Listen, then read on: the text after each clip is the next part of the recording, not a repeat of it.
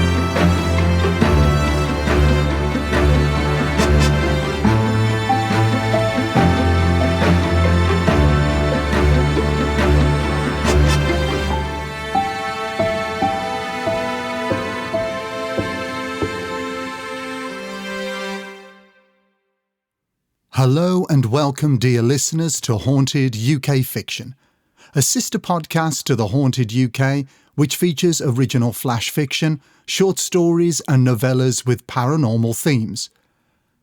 All stories you will hear were written by a collection of talented writers, authors and storytellers, both independent and professional. This story is being released as part of our Flash Fiction Fridays, bite-sized bonus content for your spooky listening pleasure. In today's episode, we'll be reading The Christmas Ghost, which was written by Melissa West and first released on her podcast, The Skylark Bell, back in 2022. Get comfortable, grab a little something to sip on, perhaps cuddle up under a blanket to help offset the chills coming your way, and let's dive into the story. I have a Christmas ghost. Each year, the moment I haul the bins of holiday decorations into the living room, it begins to form. I can usually feel it hovering in the corner of the room, like a mass of swirling clouds coming together to form a storm. I put a holiday record on the turntable and joyfully dance around the room as I set up the tree, then step back to make sure it's straight before adding the lights.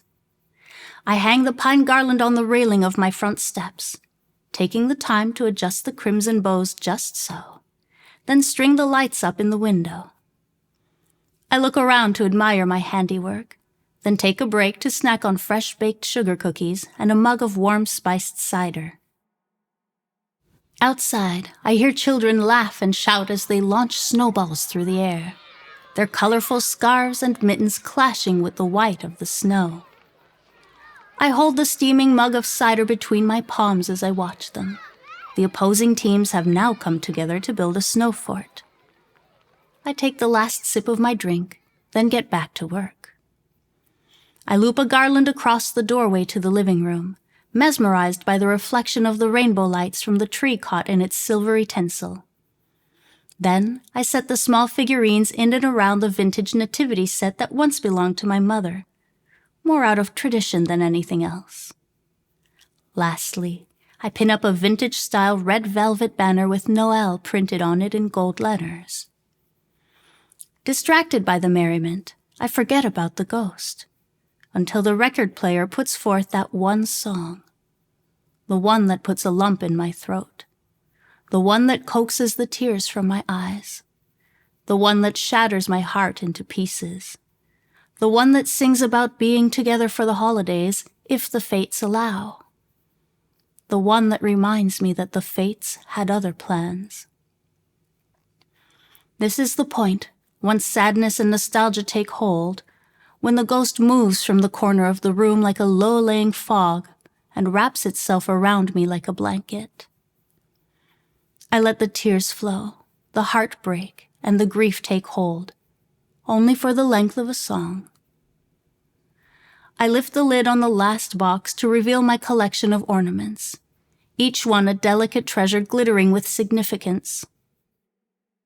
I relish them all, the vintage and antique ones that belong to my parents and grandparents, the clumsy ones handmade by children, the ones purchased for the first Christmas after leaving home to decorate a shoebox-sized apartment, others that mark life moments like the arrival of a new love, a new pet, or a baby, and the ones collected while on vacation or work trips, all of them coming together to tell the story of my life.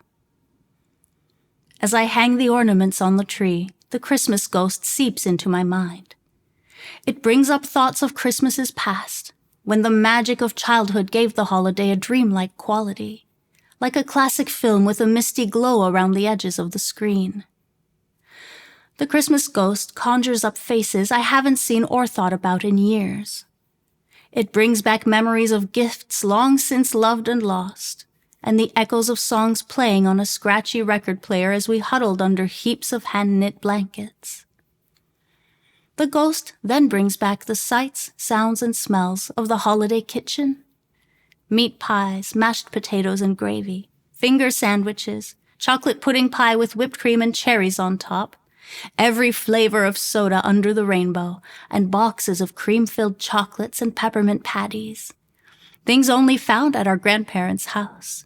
Things we ate until our little tummies bulged and we curled up for a nap to let the clock run out until it was time to open our gifts.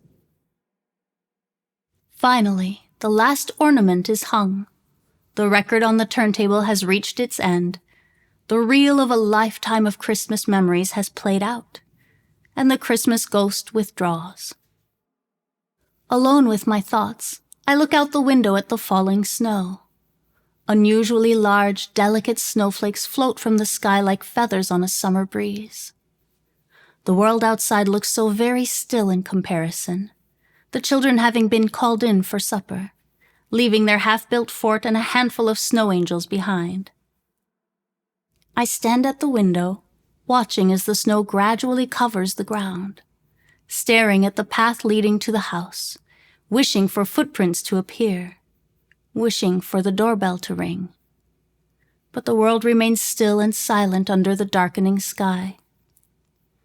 It's easy to look back and think of how I would have done things differently all those years ago, had I known it would be our last Christmas. But that's the thing, isn't it? We never know when it's the last one until it's too late. No matter how much wishing I have done in the Christmases since, those footprints have never come to mar the freshly fallen snow, and the doorbell has never rung. I put my empty plate and mug into the sink, then return to the comfort of my rocking chair. The living room is lit only by the multicolored twinkle of the Christmas tree, and I can see the snowflakes still falling under the glow of the streetlight outside the window. The room is silent but for the faint ticking of a clock upstairs, and the creaking of the rocking chair against the ancient wood floor. A knock on the door startles me. A neighbor with a gift. A homemade treat delivered with a smile and warm wishes as the cold air seeps through the open door. We exchange pleasantries, and they go on their merry way. Now there are footprints in the snow leading up to the house. Perhaps wishes do come true. I return to my rocking chair, the carefully wrapped package on my lap. "Would you like a piece?" I ask the empty room. The voice of the Christmas ghost echoes in my mind, telling me to enjoy the sweet gift under the twinkling lights. It tells me to flip the vinyl record over, dance to the music, grab a blanket, and watch a favorite childhood film, light a candle in the dark, embrace the joy and the sadness, the memories and the present moment. I ponder a moment, then get up and flip the record. I dance over to the couch and grab a blanket, then pop a sweet treat in my mouth as I put on a movie. Once the film has ended, I light a candle in the dark room and watch it go from somber to joyful. I sit quietly and reminisce, and cry because it ended, then smile because it happened. The lesson is a good one, and I take note, because someday, perhaps, I will be someone's Christmas ghost. That brings us to the end of this episode. We truly hope you've enjoyed this haunting yet cozy bite-sized tale. If you'd like to hear more from Melissa, you can find her collection of novels and short stories on the Skylark Bell podcast, available on all major podcast platforms. Links to her website, social media, and contact information can be found in the show's notes.